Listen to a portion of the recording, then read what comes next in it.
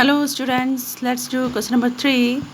Reliance Limited purchased a second-hand machine for rupees 56,000 on October 1st, 2011 and spent rupees 28,000 on its overhaul and installation before putting it to operation. देखिए, जब भी कभी machine को उसको start करने से पहले उस पर जो भी खर्च किया रहता है, जो भी एक्सपेंस होगा उसको ख़रीदने से लेकर के उसके ऊपर जो भी खर्च किया होगा वो सारे हम इंक्लूड करते हैं मशीनरी अकाउंट। मीन्स मशीनरी खरीदने में जो भी खर्च है उसको सारे को मशीन खरीदने के अमाउंट में ऐड कर देते हैं। जैसे 56,000 तो नेट अमाउंट है मशीन का, साथ ही साथ उसको क्या हुआ, स्पेंड किया गया 28,000 उसके इंस्टॉलेशंस के लिए।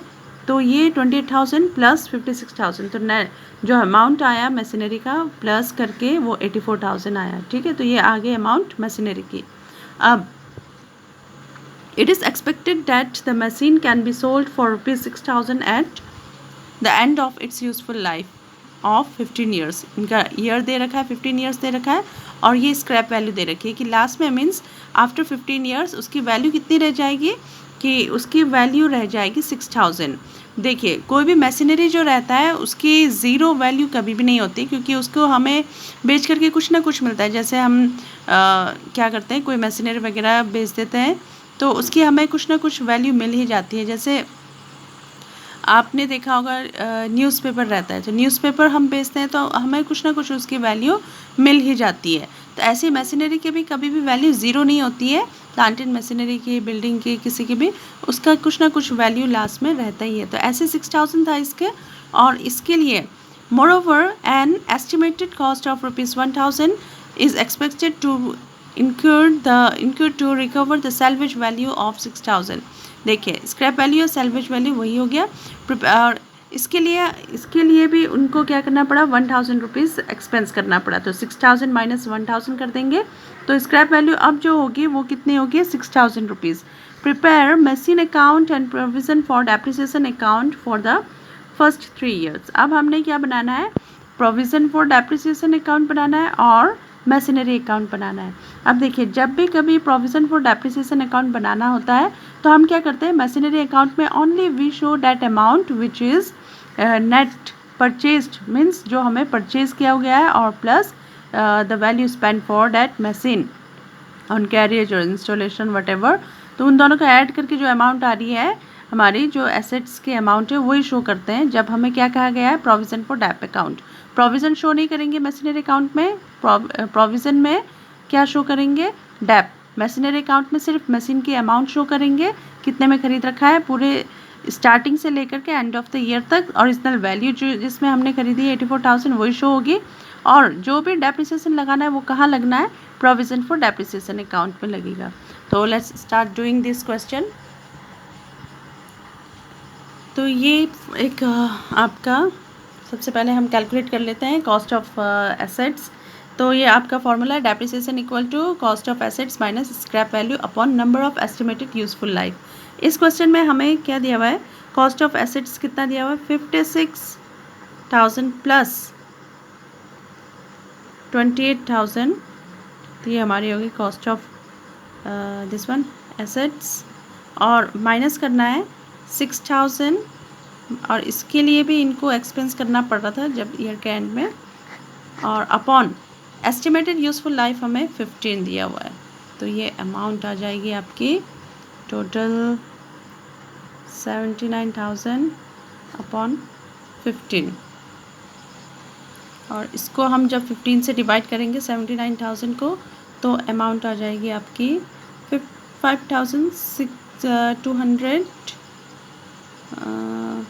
डिवाइड करने पर हमारे, क्योंकि पॉइंट में आ रहा है तो 666 आ रहा है, तो इसको हम क्या करेंगे 67 कर देंगे। ठीक है, आफ्टर पॉइंट अगर 5 से अबव है तो उसको हम क्या करते हैं, पॉइंट से पहले के नंबर में 1 ऐड कर देते हैं और यहाँ तक स्टॉप कर देते हैं। अब देखिए, ये अमाउंट हमारी निकल के आ गई है डेप की। ठीक है, ईयरली डेप की अमाउंट तो निकल गई है, बट अब हमें ये देखना है कि हमने मशीन कब परचेज़ की है। मशीन हमने परचेज़ की है अक्टूबर 1st 2011, और ईयर का एंड हो रहा है हमारा एस्टिमेटेड, देखिए ईयर हमारा एंड हो रहा है कब, 31 मार्च को, यानी कि फाइनेंशियल ईयर है, और डेप्रिसिएशन कैसे चार्ज करना है, depreciation by fixed instalment method, ठीक है, यानी कि हमें स्ट्रेट लाइन मेथड से हमें चार्ज करना है डेप्रिसिएशन। तो ये ईजी होता है हमारे लिए जब स्ट्रेट लाइन मेथड कहा गया है, यानी कि स्ट्रेट है, अगर 10,000 निकला आपका डेप्रिसिएशन तो वही चलता रहेगा पूरे आपके 2-3 साल जितने भी आपने डेप्रिसिएशन लगाने वही अमाउंट चलेगा। तो इसमें हमारा कितना निकला हुआ है 5,267। तो ये अमाउंट हमारी 2-3 साल जितने भी कहा गया है, जितने ईयर के लिए बनाने के लिए 3 ईयर्स के लिए बनाने के लिए कहा गया है, तो 3 ईयर्स तक ये अमाउंट चलेगी हमारी। तो हमें पता चल गया ईयर का। और मशीन कब खरीदी गई है, October 1, 2011 को। देखिए अक्टूबर मंथ यूज़ किया इन्होंने, क्योंकि October 1 को यूज़ किया गया है, ख़रीदा गया है। तो October month, October, November, December, January, Feb and March, ठीक है। तो ये कितने मंथ हो गए, क्योंकि मार्च 31 को लेते हैं तो मार्च मंथ भी हम पूरा लेंगे। और ये खरीदी गई है October 1 को, तो अक्टूबर मंथ भी पूरा लेंगे। अगर इसमें October 31 दिया होता तो हम अक्टूबर मंथ को एक्सक्लूड कर देते, तब किससे काउंट करते, नवंबर से काउंट करते, ठीक है। तो इसमें October 1 को खरीदा गया, इसलिए हमने October 1 से लेकर और पूरे मंथ हमने यूज़ किया, उस मशीन को हमने यूज़ किया है। इसीलिए जितना भी हम यूज़ कर रहे हैं, जितने टाइम तक के लिए डेप्रिसिएशन पूरी निकल जाएगी उसकी। तो ये अमाउंट हमारे लिए फिर निकालना है डेप्रिसिएशन। तो कितना निकालना है हमें, 5,267। तो ये हमारा ईयरली है।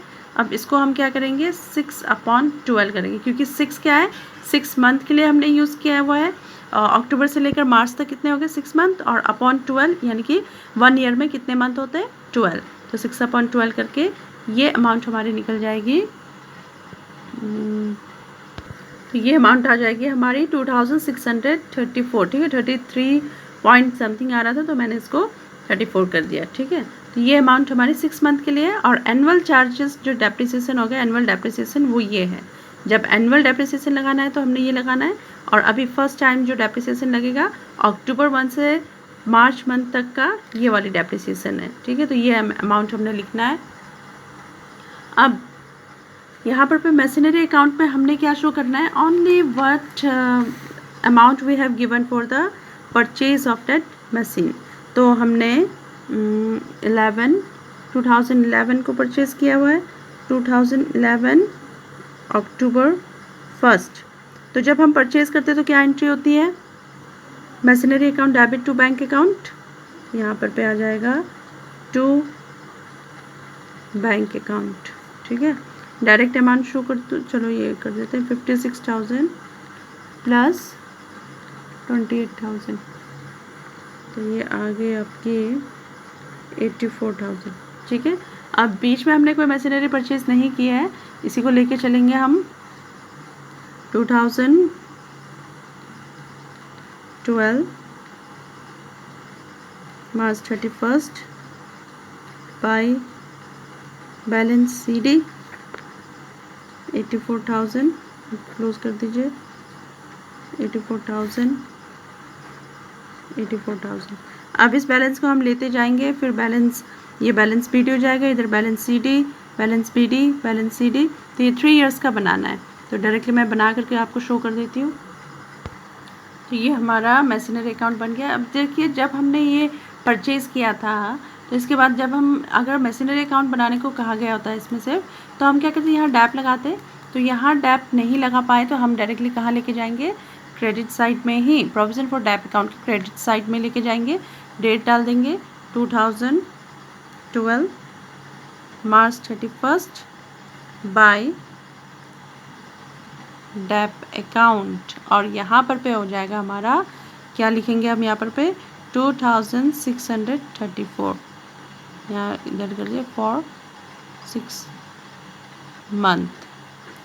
तो इससे आपको पता चल जाएगा कि 6 मंथ का डैप है ये। अब ये हो गया, तो अब हम क्या करेंगे, बैलेंस लेके जाएंगे यहाँ 2012 मार्च 31 टू बैलेंस CD। अमाउंट कितनी है, 2,634, और इसको कर दीजिए 2,634 क्लोज, 2,634 और क्लोज कर दीजिए।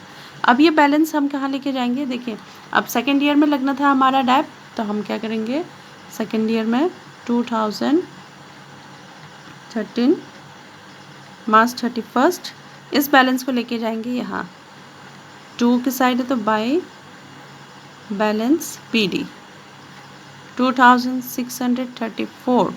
अब इस साल का मार्च 31st को डैप लगाना है बाय डैप अकाउंट। अब हमारा जो डैप होगा वो ईयरली डैप होगा। यहाँ तो हमने 6 मंथ यूज़ किया था मशीन, इसीलिए हमने 6 मंथ का डैप लगाया।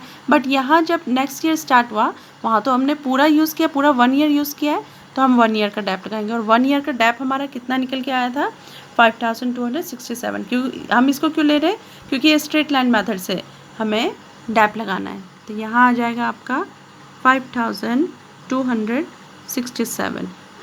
तो ये टोटल अमाउंट आ जाएगी आपकी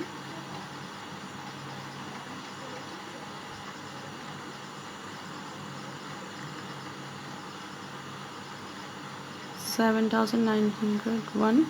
और ये अमाउंट लेके जाएंगे हम यहाँ पर पे 2013 मार्च 31st टू बैलेंस CD 7901 और 7901, इसको क्लोज कर दीजिए।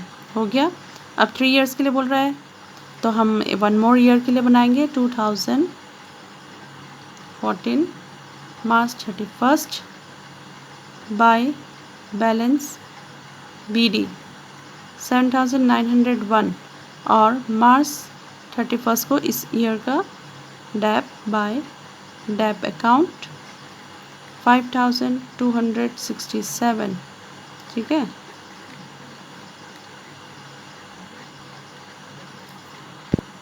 तो ये अमाउंट हमारे आ जाएगी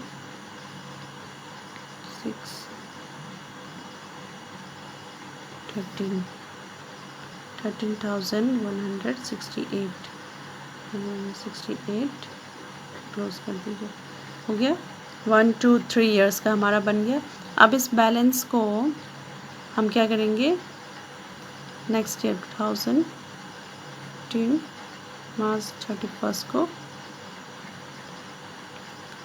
बाय बैलेंस BD करके यहाँ ले जा करके फिर छोड़ देंगे 13,068 और ये आपका हो गया अकाउंट क्लोज। ठीक है। तो ये अकाउंट आपका हो गया क्लोज। प्रोविजन फॉर डैप भी आपका बन गया और मशीनरी अकाउंट भी बन गया। तो इसको ऐसे करना है। I hope you have understood और इसको अच्छे से ध्यान से देखना। Thank you students.